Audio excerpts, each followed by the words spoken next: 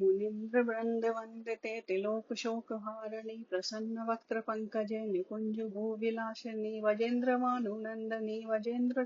सङ्गते कदा करिष्ये हिमां कृपाकटाक्षभाजनम् अशोकवृक्षवल्लरी पितानमण्डपश्यते प्रवालज्वालपल्लव प्रवारुणादग्रहकोमले वराभे स्फुरत्करे प्रभूतसम्पदाले कदा करिष्ये हिमां कृपाकटाक्षभाजनम्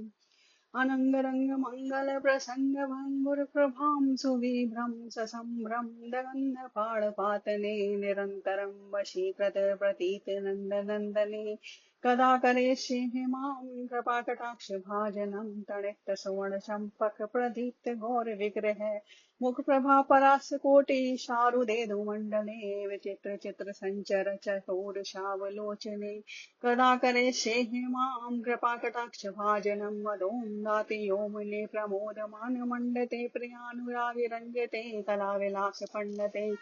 अननन्दकुञ्जराज कामकेलिकोविते कदा करिष्ये हिमां कृपाकटाक्षभाजनम् अशेषहावभावधीरहीरहारभूषिते प्रभूतसातकुम्भकुम्भकुम्भिकुम्भसुस्सने प्रशस्तमन्दहासचूर्णपूर्णसौख्यसागरे कदा करिष्ये हिमां कृपाकटाक्षभाजनं मृणालवालवल्लरी तरङ्गरङ्गदौलते लताग्रदास्य लोलनीललोचनावलोकने ललल्लुलोन्मे लन्मनोज्ञ मुक्तिमोहनाशये कदा करिष्ये हिमां कृपाकटाक्षभाजनं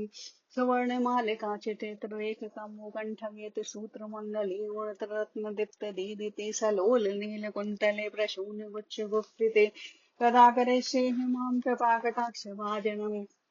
नितम्बबिम्बलम्बमानकुसुमेकलावण प्रचत्ररत्नकिङ्कणी कलापमध्यमञ्जले करेतुसुण्डदण्डिकावरोह सोमगोरके कदा करिष्ये हिमां कृपाकटाक्षभाजनम्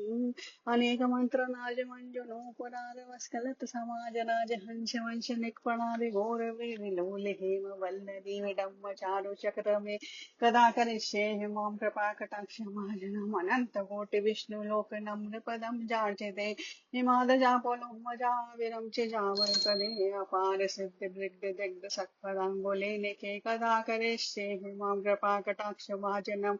मखेशरी क्रियेशरी स्वदेशरी स्वदेशरी स्ववेदभारतीशरी प्रमाणशासनेशरी नवीशरी शरीशरी प्रमोदपालनेशरी वजेशरी वजालिते श्रीराधके नमोस्तते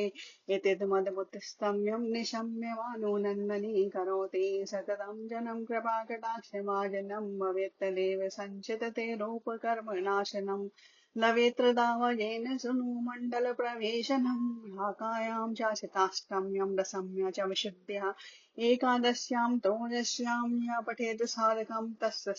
सर्वात् पठेत् साधकं सुदीयं यं कामेते कामं तं तं प्राप्नोति साधकं राधा कृपाकटाक्षे भक्ति स्यात् प्रेम लक्षणा उरुमात्रे नाभिमात्रे हन्यमात्रे कण्ठमात्रके राधा कुण्डजले स्थित्वा या पठेत् साधकं तस्य सर्वार्थ सिद्ध स्यात् वांछितार्थफलवेत् ऐश्वर्यचलवेत् साक्षात् दृशा पश्यति राधिकां तेन तत्क्षणादेव तुस्ताधत्ते महावरं येन पश्यति नेत्राभ्यां तत् प्रियं श्यामसुन्दरं नित्यलीलाप्रेषं च ददाति शिवज्रादिपहत परतं प्राप्यं वैष्णवानां न विदतिः।